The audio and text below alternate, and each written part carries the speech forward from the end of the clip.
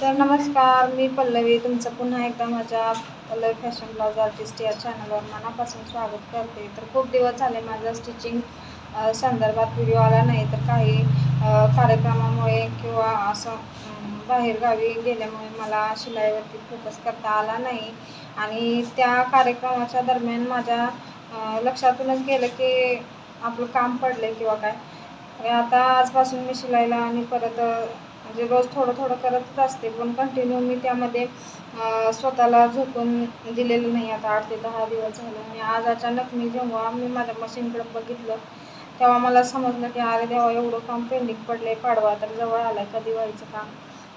तर असं प्रत्येकीबरोबरच होत असणार आहे, तर काही टेन्शन घ्यायचं नाही आहे. आपलं काम हे आपल्यालाच करायचं आहे आणि जसं आपल्याला जमेल तसं आपल्या तब्येतीची काळजी घेत घेत प्रत्येकीने काम केलं पाहिजे. हा व्हिडिओ माझ्या अशा मैत्रिणींसाठी जे शिलाईचं काम करतात किंवा ज्यांचा घरचं काम करून किंवा संसार सांभाळून काही ना काहीतरी छोटासा उद्योग आहे. तर प्रत्येक वेळेलाच आपण त्या कामाचं डिप्रेशन घेतलं पाहिजे, टेन्शन घेतलं पाहिजे असं काही नाही आहे. स्वतः पहिल्यांदा आपण तब्येत सांभाळूनच काम केलं पाहिजे, कारण आपण जर आजारी पडलो तर मग आपलं काम पण, घरचं काम पण पडणार आणि आपला जो व्यवसाय आहे त्याचं काम पण पेंडिंग पडणार. तर मी तुम्हाला माझं पेंडिंग पडलेलं काम, म्हणजे जे की फक्त 8 दिवसाचं काम आहे, महिन्याचं किंवा 6 महिन्याचं किंवा असं जास्त दिवसाचं नाही. 8 दिवसामध्ये मी जेवढं काम करते मी आज तेवढाच पसारा बाहेर काढलेला.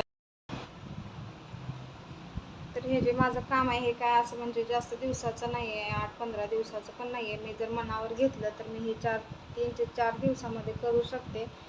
पण आता जर मी नाही फास्ट काम केलं तर आता जे पाडव्याचे वगैरे ब्लाऊज येणार आहे तर त्याची गर्दी मला माझ्या इथं मशीनवर येऊन त्याची जास्तच गर्दी होणार आहे आणि ते काम मला उरकणार नाही आहे.